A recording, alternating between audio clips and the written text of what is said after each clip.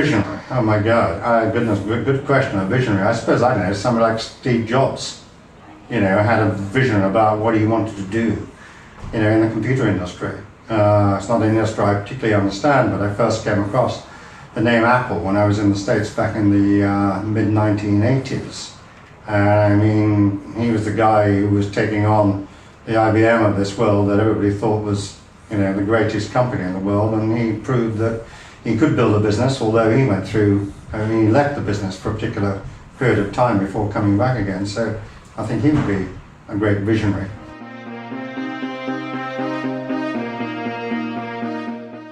I suppose given the fact I've worked in financial markets, I'd look at probably Warren Buffett. He started a great book, I think, called Mr. Snowball, written by, I think, an ex-Morgan Stanley analyst. It's about Warren Buffett.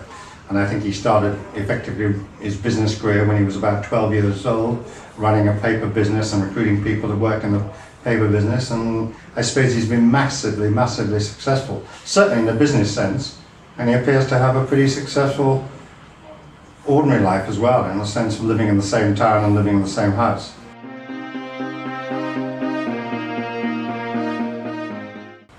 I suppose Berners-Lee, who built the World Wide Web.